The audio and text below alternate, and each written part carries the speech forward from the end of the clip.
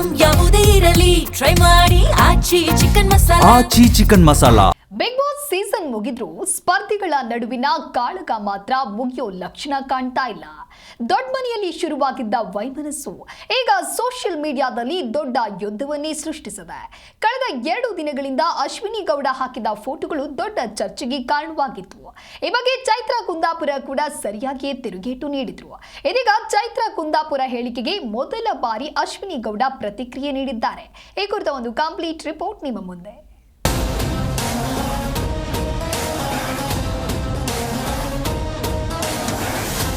ಹೌದು, big boss ಸ್ಪರ್ಧಿ Ashwini Gowda ಮೊನ್ನೆಯಷ್ಟೇ ತಮ್ಮ ಸೋಷಿಯಲ್ ಮೀಡಿಯಾ ಖಾತೆಯಲ್ಲಿ ಬೆಚ್ಚಿ ಬೀಳಿಸೋ ಫೋಟೋಗಳನ್ನ ಹಂಚಿಕೊಂಡಿದ್ರು. ತಮ್ಮ ಕೈ ಮತ್ತು ಕಾಲುಗಳ ಮೇಲೆ ಉಗುರುಗಳಿಂದ ಯಾರೋ ಪರಿಚಿದಂತೆ ಆಗಿರುವ ಆಳವಾದ ಗಾಯಗಳನ್ನ ಜಗತ್ತಿಗೆ ತೋರಿಸಿದ್ರು.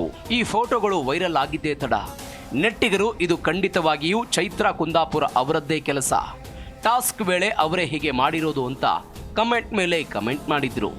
ಯಾವಾಗ ಅಶ್ವಿನಿ ಗಾಯದ ಫೋಟೋ ಹಾಕಿ ಪರೋಕ್ಷವಾಗಿ ವಾರ್ ಶುರು ಮಾಡಿದ್ರು, ಇತ್ತ ಚೈತ್ರ ಕುಂದಾಪುರ ಕೂಡ ಸುಮ್ಮನೆ ಕೂರಲಿಲ್ಲ.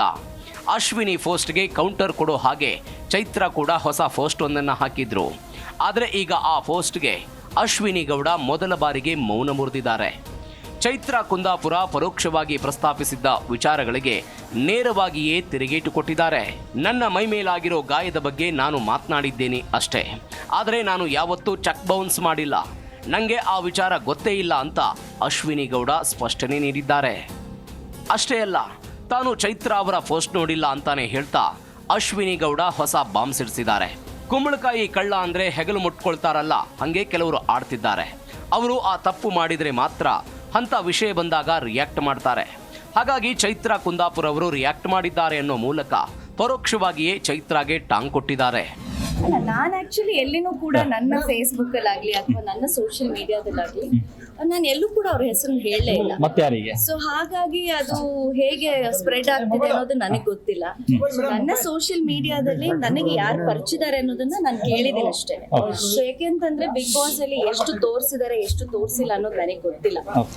ಕುಂಬಳಕಾಯಿ ಕಳ್ಳ ಅಂದ್ರೆ ಏನೋ ಹೇಳ್ತಾರಲ್ಲ, ಹಾಗೆ 3 ಗಂಡಂದಿರು ಮತ್ತು ಚೆಕ್ ಬೌನ್ಸ್ ಅವರೇ ಮಾಡಿರಬೇಕು.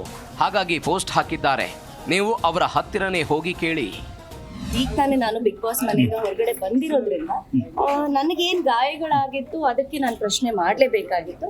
ಹಾಗಾಗಿ ಯಾರು ಮಾಡಿದಾರೆ ಅನ್ನೋದನ್ನ ನನ್ನ ಜನಕ್ಕೆ ಆಡಿಯನ್ಸ್ಗೆ ಬಿಟ್ಟಿದೆ ಅದನ್ನ.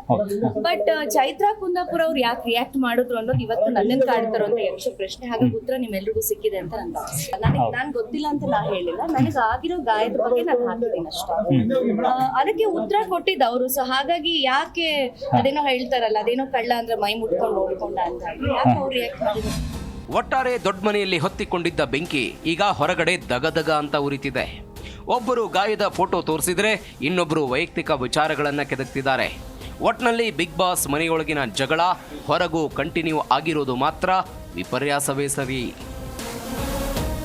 Yashoda Poojary, film bureau, Zee Kannada news.